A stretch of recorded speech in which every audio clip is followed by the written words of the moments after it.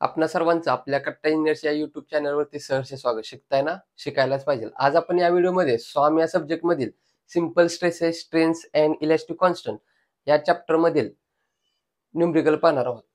तर त्यातील type number 1 काय आहे? Deformation of body due to axial force. जे ऍक्सियल फोर्स असतात त्यामुळे बॉडीमध्ये काय होतं, डिफॉर्मेशन होत असतं.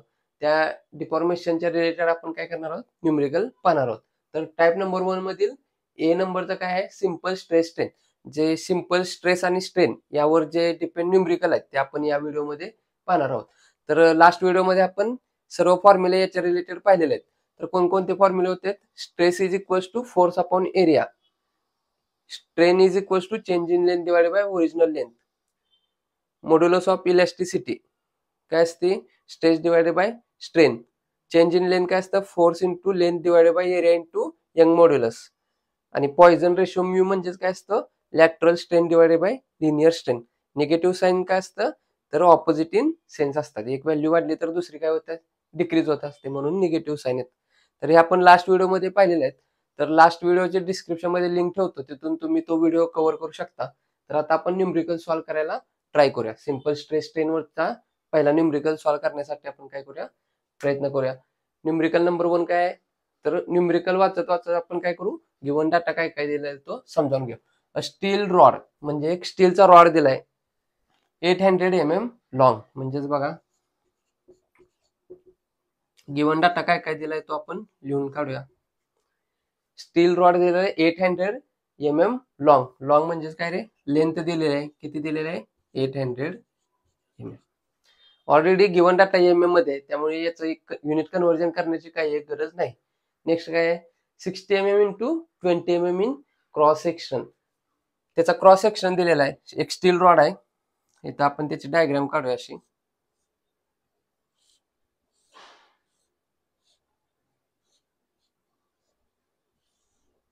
त्याची लेंथ किती दिलेली आहे आपल्याला? 800 mm.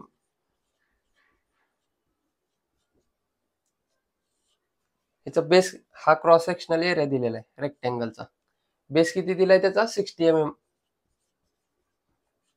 इथं लिहूया, base is equals to 60 mm. Next depth किती दिलाय त्याची? Depth 20 mm.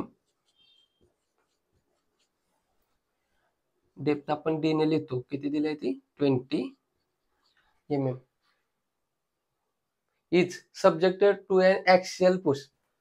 पुश करते, बॉडीला ओढतंय, एक ऍक्सियल फोर्स आहे. तो फोर्स किती दिलेला आहे? 89 किलो न्यूटन. 89 kilo Newton. हा सुद्धा किती असणार? 89 किलो न्यूटन. म्हणजेच काय? P is equals to 89 kilo newton. आता आपल्याला हे न्यूटन मध्ये व्हॅल्यू लागते, परंतु दिले कशी? किलो न्यूटन मध्ये. मग काय करावं लागेल? युनिट कन्व्हर्जन करावं लागेल. किलो न्यूटनचं कशात करावं लागेल? न्यूटन मध्ये. तर आपण एक व्हिडिओ पाहिलेला आहे, त्यात सर्व ए टू झेड युनिट कन्व्हर्जन आपण कव्हर केले आहेत. त्याची सुद्धा डिस्क्रिप्शन मध्ये लिंक ठेवतो, तिथून तुम्ही तो पॉईंट कव्हर करू शकता. तर किलो न्यूटनचं न्यूटन मध्ये कसं करतो आपण? 89 इंटू 10⁻³ न्यूटन. नेक्स्ट बघा, मॉड्युलस ऑफ इलॅस्टिसिटी इज किती आहे? 2.1 इंटू 10⁵ newton per mm². Modulus of elasticity म्हणजे काय? Young modulus. कसं आपण डिनोट करत असतो? कॅपिटल ई ने. किती दिलंय? 2.1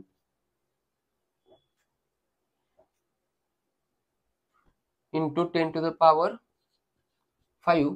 न्यूटन पर mm². हे सुद्धा व्हॅल्यू कशी दिले? न्यूटन पर mm² मध्ये असल्यामुळे युनिट कन्व्हर्जन करण्याची गरज नाही. कॅल्क्युलेट काय आहे? To find. काय फाइंड आउट करायचं आपल्याला?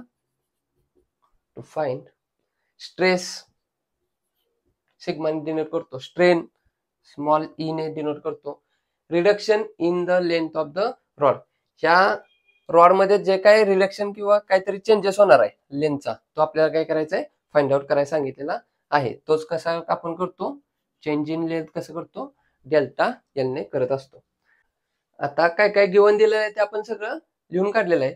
या गिवन डाटाच्या आधारे आणि जे काय आपले फॉर्म्युले आहेत यांच्या आधारे आपण काय करूया? आन्सर फाइंड आउट करण्याचा ट्राय करूया. सर्वात प्रथम काय सांगितलंय? स्ट्रेस फाइंड आउट करायला सांगितलेलं आहे. स्ट्रेस. स्ट्रेस म्हणजेच काय असतं? Applied force P divided by cross sectional area.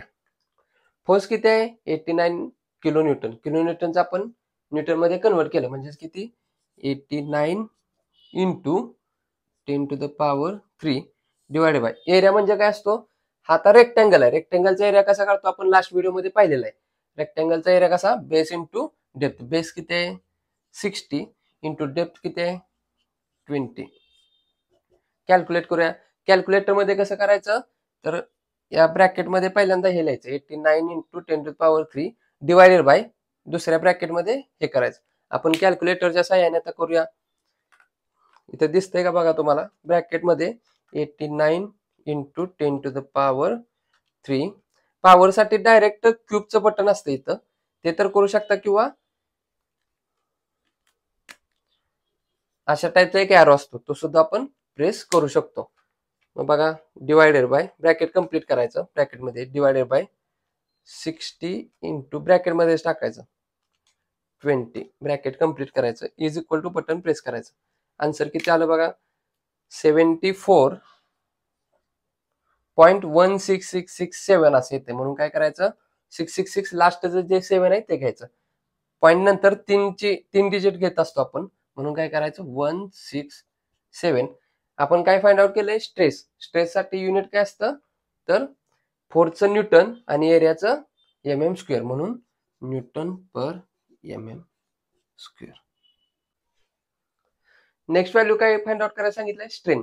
स्ट्रेनसाठी formula काय असतो change in length divided by original length. मग आता बघा चेंज इन लेंथ माहित आहे का आपल्याला नाही. ओरिजिनल माहित आहे का माहित आहे. ओरिजिनल लेंथ माहित आहे परंतु चेंज इन लेंथ माहित नाही आणि स्ट्रेन पण माहित नाही. म्हणजे यातली स्ट्रेन सुद्धा माहित नाही चेंज इन लेंथ सुद्धा माहित नाही फक्त एल माहित आहे. मग या फॉर्म्युल्याने आपण आन्सर काढू शकत नाही. जर फक्त एकच व्हॉल्यूम मिसिंग असेल तर आपण तो फॉर्म्युला वापरू शकतो. दुसरा फॉर्म्युला बघा Young modulus E is equal to stress divided by strain. मग आपल्याला स्ट्रेस माहित आहे का इथं फाइंड आउट केलेलं आहे. स्ट्रेन माहित आहे का ती फाइंड आउट करायची आहे आणि यंग मॉड्युलस E माहित आहे का दिलेलं आहे. म्हणजे बघा ह्या फॉर्म्युलाचा वापर करू शकतो. आपल्याला फक्त स्ट्रेन माहित नाही स्ट्रेस माहित आहे यंग मॉड्युलस माहित आहे. म्हणून काय करायचं आपण स्ट्रेन इज इक्वल टू काय होणार हा इकडे डिवाइड आहे इकडे आल्यानंतर इंटू होणार आणि हा इंटू इकडे आल्यानंतर डिवाइड होणार म्हणून काय होणार stress divided bye young modulus. स्ट्रेसची व्हॅल्यू किती काढली आपण 74.167 डिवायडेड बाय यंग मॉड्युलस किती आहे 2.1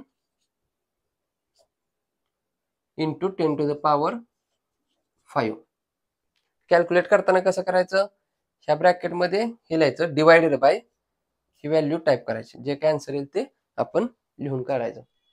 बघा कॅल्क्युलेटर मध्ये ब्रॅकेट मध्ये 74.167 bracket complete divided by 2.1 into 10 to the power 5 bracket complete is equal to किती आन्सर आला आपलं 3.531. पुढच्या व्हॅल्यू नाही लिहिल्या तर चालतात. पॉईंट नंतर 3 डिजिट लिहायचं इंटू 10 टू द पॉवर -4.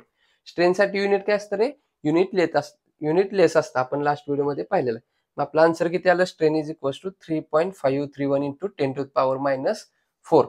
याचं युनिट काय असणार आहे युनिट लेस याला युनिट नसतं. नेक्स्ट काय फाइंड आउट करायला लावले change in length. Change in length साठी आपण इकडे फॉर्म्युला बघितलाय PL बाय AE. इथं लिहूया change in length is equal to PL divided by AE. बघा फोर्स दिलेला आहे का दिलाय 89 किलो न्यूटन आहे. त्याचं न्यूटन मध्ये कन्वर्ट केल्यानंतर 89 into 10 to the power 3. Next L length दिलेला आहे का दिलाय 800 mm. ऑलरेडी MM मध्ये असल्यामुळे काय करतो युनिट कन्वर्जन करायची गरज नाही 800 ऍज इट इज लिहायचं डिवायडेड बाय एरिया काढलेला आहे का आपण रेक्टँगल आहे. रेक्टँगलचा एरिया कसा काढतो बेस इंटू डेप्थ. बेस किती आहे 60 इंटू डेप्थ किती आहे 20. ऑल व्हॅल्यू MM मध्ये आहेत म्हणून युनिट काय होणार MM स्क्वेअर. 60 इंटू 20 काय होणार हे 2 0 ऍज इट इज येणार आणि 6 इंटू 2 6 2 जा 12. इथं आपण केलेलं आहे तरी सुद्धा आपण सेपरेट फॉर्म्युला लिहून काढलं की त्याला ते 1200 mm square into Young's modulus किती आहे रे? दिलेला आहे 2.1 इंटू 10⁵ न्यूटन पर mm स्क्वेअर आहे. Already newton per mm square असल्यामुळे याचं युनिट कन्व्हर्जन करायची गरज नाही. जर kilo pascal, mega pascal, giga pascal असं दिलं असतं तर युनिट कन्व्हर्जन करावं लागलं असतं. जर इथं मेगा पास्कल असतं तरी आपण डायरेक्ट हीच व्हॅल्यू ऍज इट इज लिहिली असती, कारण मेगा पास्कल म्हणजेच काय असतं? न्यूटन पर mm स्क्वेअर असतं. सध्या न्यूटन पर mm स्क्वेअर मध्ये असल्यामुळे युनिट कन्व्हर्जन करण्याची गरज नाही. आता कॅल्क्युलेटरच्या सहाय्याने आपण कॅल्क्युलेट करूया.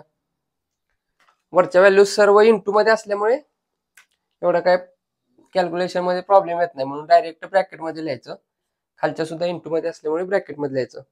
फर्स्ट ब्रॅकेट मध्ये काय येणार? 89 into 10⁵ into 800 bracket complete divided bye 1200 into 2.1 इंटू 10⁵ ब्रॅकेट कम्प्लीट.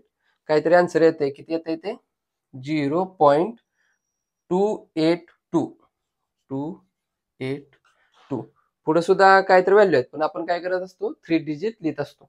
आता चेंज इन लेंथ, लेंथचं युनिट काय असतं? mm असतं, म्हणून काय करायचं? m. म्हणजेच न्यूमरिकल मध्ये विचारलेल्याप्रमाणे stress, strain, reduction in the length of the rod तिन्ही व्हॅल्यू आपण फाइंड आउट केलेले आहे. स्ट्रेस, स्ट्रेन आणि चेंज इन लेंथ. तर अजून बरेच न्यूमरिकल सिंपल स्ट्रेस स्ट्रेन यावरती पाहणार आहोत. तर हा न्यूमरिकल नंबर 1 तुमच्या लक्षात आला असेल, समजला असेल तर नक्की आपल्या या व्हिडिओला लाईक करा. जास्तीत जास्त मित्रांपर्यंत या गोष्टी शेअर करत चला, जेणेकरून आपल्यासोबत आपल्या मित्रांचाही चांगला फायदा होईल. अजून आपल्या कट्टा इंजिनियर या चॅनल जर सबस्क्राईब केले नसेल तर सबस्क्राईब करून समोरील बेल आयकॉन दाबा, जेणेकरून असेच नवनवीन व्हिडिओ सर्वात अगोदर तुम्हाला पाहता येतील. पुन्हा भेटू नेक्स्ट व्हिडिओमध्ये. तोपर्यंत आपल्यासोबत आपल्यांची काळजी घ्या. धन्यवाद.